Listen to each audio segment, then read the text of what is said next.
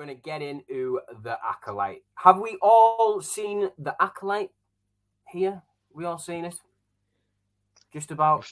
Yeah, I've seen the first two. I've seen the two that have been released, yeah. Right. I think Tarek's only seen, first episode. So we won't get into major spoilers or anything here, folks. We're just going to give you our brief opinions and thoughts on it. So for me, I'll just come straight out the bat. I enjoyed it.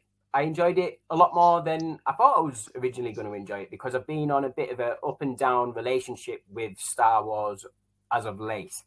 Especially when it comes to Disney Plus Star Wars. I've been a fan of The Mandalorian for 2 seasons. I know it's had 3 seasons out. I didn't end up seeing the 3rd season, unfortunately, but the first 2 seasons, pretty good. The Book of Boba Fett was a bit of a letdown for myself.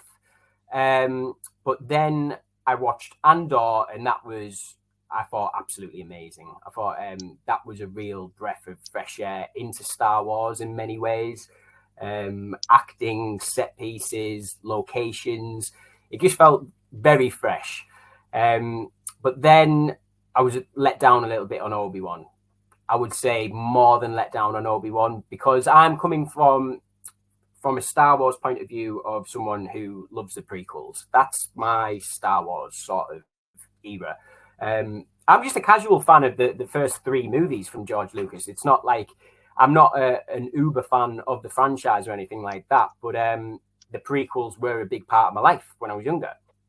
So I was going into the Acolyte today, and enjoyed it for the most part. Both episodes. It's given me prequel vibes. Well, the first episode did. Phantom Menace, definitely. I don't know whether it's just because I was reminded of, like the intro in Phantom Menace with Obi-Wan and Qui-Gon when they sort of infiltrate that ship. There was a couple of them alien species popped up in one of the episodes here, and it was just like, oh yeah, we're back there. And also, this is like not great observation, but there was like a bit where they've got like a prison and they've got like that red sort of like, it just reminded me of Darth Maul. I was like, I'm getting sort of butterflies here a little bit. But guys, really enjoyed it for the most part. 2 main MVPs of the show are, I think, is it Jedi Soul? I think it is, or Soul, from Squid Games. I'm not going to try and pronounce his name because I will butcher it, but I'm really digging his character at the moment. My overall thoughts, first 2 episodes, enjoyed it for the most part. I was going in a little bit trepidatious, but you know what? I've come out the other end of them both, pretty enjoying it. But I am not the Star Wars fan here. I know Paul and Tarek, you are way more into this sort of universe than I am. Nerds. I'm a noob. You're the nerds. All right, Paul, we'll go to you first, mate. First 2 episodes of the Acolyte, just overall impressions. Yeah, I mean, it's weird, this show, because for some reason, and I love Star Wars, like Star Wars is my shit. It's my favorite franchise. For some reason, the trailer, I wasn't buzzing for this show, and I don't know why. I still don't know why. I couldn't put my finger on it, even though I thought the trailer was good. We were going into a new era of Star Wars. For whatever reason, I couldn't put my finger on why I wasn't itching to see this show. Watched the first 2 episodes today. Loved it. Thought it was great. Been wanting a live action Star Wars show set outside of the movies for a while. I think most Star Wars fans have been clamoring for that for a while, and we've got it. I'm a big fan of the expanded universe novels. Been reading them since I was a kid. The old era and the new Disney era, going into the new Disney era. They started up a series of books called The High Republic, which is set, I think, 500 years before Episode 1, The Phantom Menace. This series takes place 100 years before The Phantom Menace, so this series takes place just towards the end of that era of books called The High Republic, which is basically when the Jedi were at the height of the power and when the Sith were all gone and whatnot. So it was cool seeing that in live action to a degree. The costumes are straight out of the books. There was a couple of cameo characters in there from the books. Good thing about it, though, you do not need to have read any of them to get this show. It's a very standalone story. It's just a load of Easter eggs in there for you for fans who have been following that High Republic series of novels. I thought a great cast of new characters. I instantly connected with Sol. Is it Lee Jung Jae? Tarek, am I saying that right? Yeah, Lee Squid Game guy. Yeah. Yord, I liked. Charlie Barnett, I think, plays him. I've just got his name up here. Yord, liked him. May, the young girl in it, liked that. I literally connected with all the characters straight away. I was just invested straight away in it. The character that is from the books is Vernestra Rowe, who is the green girl who's like a Jedi Master. In the book, she's a Padawan, so she's aged up for the show. Love the murder mystery element of the show. Choreography on point. We haven't seen this sort of choreography in Star Wars before. I know Tarek will be excited for this choreography, and we'll talk about it when we get to him.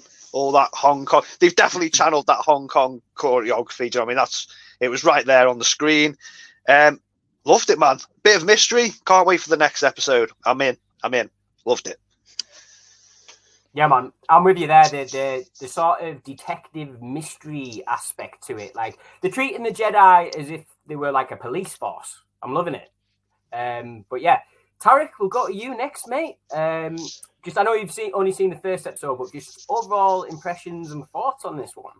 I would say, like, from the opening segment, you actually saw the production value is a really high production value. It's almost like you're watching a film, in all honesty. The quality, and I was like, wow, okay, this is good. And definitely when the fight scene really kicked in, I was like, yeah, they've done their homework here. And they had to make it look as if everyone in that knows what they're doing. Like natural, you just had to flow naturally, and it was captivating. And to open something like this that people are going to be going into thinking, oh, I don't know, am I going to like it, am I not going to like it? I think they picked the perfect opening for a Star Wars series that a lot of people are on the fence about. And then when it goes, you get introduced to Sol. His presence, man, he just steals it straight away. His presence, like, that's a master right there, you know. And he, all his interviews, he speaks in Korean, so his English is actually really good. That's what I thought. Yeah, really good. So it really does go to show that the actors have really put a lot of work into it. So yeah, I'm on board, man. I can't wait to watch the other episode. Yeah, absolutely. They definitely make some bold choices within literally the first 5 minutes of this episode as well. I will agree with you. I'll quickly say I do agree with you, Tarek. I didn't think to mention that the production value is really good. These Star Wars shows do go up and down. Like, some you can tell they're in the volume, some you can tell they're on a set. I thought this was really, really well done. There was a couple of bits I was like, that's clearly on most of Star Wars on a studio, but do you know what I mean? Like, for the most part, I was like, yeah, this is really high end special effects. They spent the money here, whereas a couple of previous shows, certain episodes, you can tell the special effects and the settings weren't as high production. Yeah, but I thought the production on this was fantastic. Yeah, the other ones always felt like it was like a proper a drama show you're just watching that just comes on TV. It's like, I'm watching an episode, not to insult it as much, but like EastEnders or something like that. Sometimes the quality would drop a lot in. And you're thinking, fuck me, sorry, are we actually, watching Star Wars? Yeah. So it was just really good, man. They really held the quality high in the episode, and I'm really looking forward to what else they're gonna show us. Yeah, man. Andy, I know you had a chance to watch these first 2 episodes this morning. Overall thoughts, mate? Are you enjoying this one? Yeah, for a lot of the same reasons that the guys have already mentioned. I'm probably somewhere between you, Ellis, and Tarek and Paul on the scale of Star Wars fandom. But yeah, I think you make a good point about the production value. It's got some artificial grain. I'm just looking at the spec on IMDb. Shot with Sony Venice camera, pretty common digital camera. It's all 4K master format. But it doesn't look like that. They've tried to make it look like film, so that's obviously deliberate because they're trying to. I think that's probably because it's set 100 years before even the Phantom Menace. So giving it that kind of grain, that kind of natural filmic look, it just helps get it in your mind that this is an older tale. This is before. And I jumped into Book of Boba Fett just randomly just to do a quick check of what the presentation was like. Book of Boba Fett is sharp as hell. It's clean as anything, very digital looking. So it's definitely been a stylistic choice to make it to shoot it in scope and to add some grain post. But yeah, the production value is awesome. The big thing for me is like, why is it taking till now? And all these we've got so many shows and movies and spin-offs and animated series.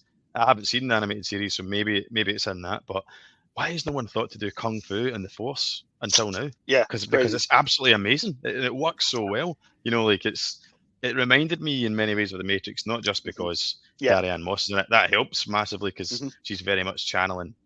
It's like I feel like the character she's playing in it is almost like a spiritual successor to Trinity. A lot of similarities in that, in the Matrix, they've got a control of the Matrix. Is it's about once you kind of understand that it's a program, you can bend it to your will and all that, which is not too dissimilar from the Force. Once you understand the balance and how to use it, you can then manipulate it. So the fight scenes are similar because there's that kind of like air of almost unnatural confidence where you can she looks completely unfazed as punches are getting thrown at her because she can almost see them before she can feel them before they happen. And then when you blend the hand to hand with the Force, it's amazing, And there's a bit of that in the second episode as well. So that's the big thing for me. Is I don't really care what happens with the story as long as they keep delivering more kind of like Kung Fu based Star Wars Force orientated combat. Then I'm up for it.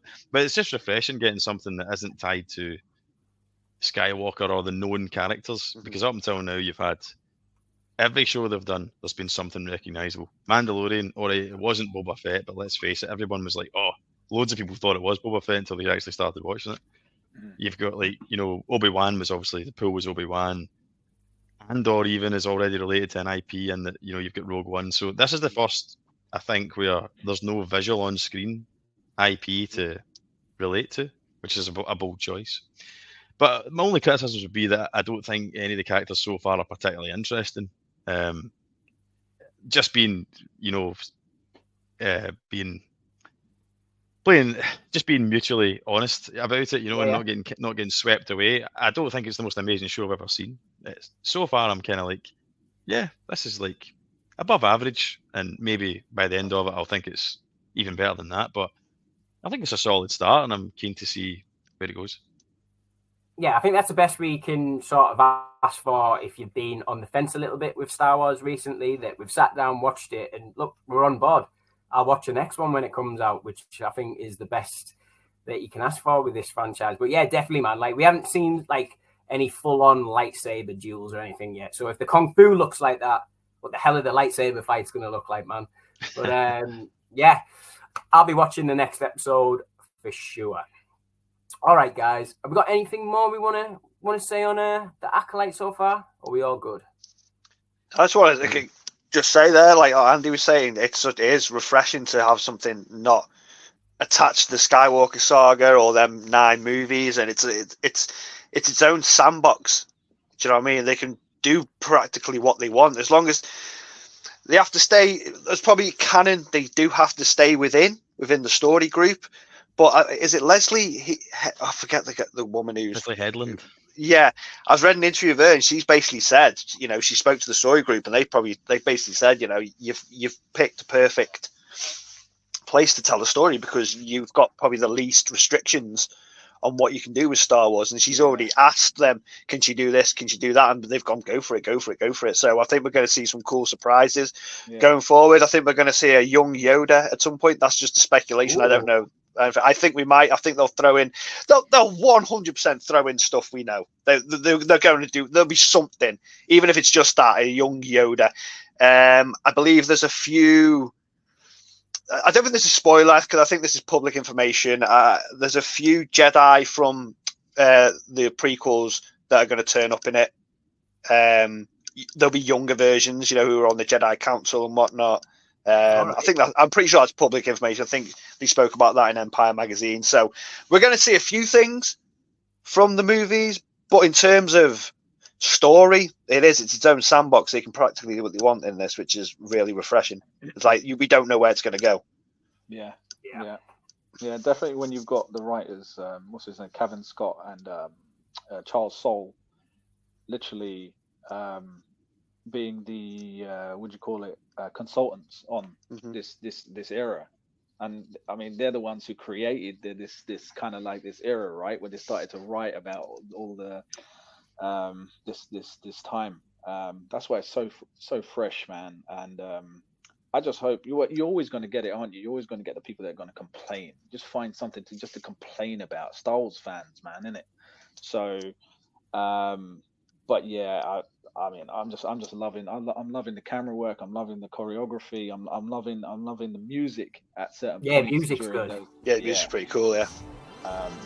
Yeah. They've really brought that east versus east meets west right in this.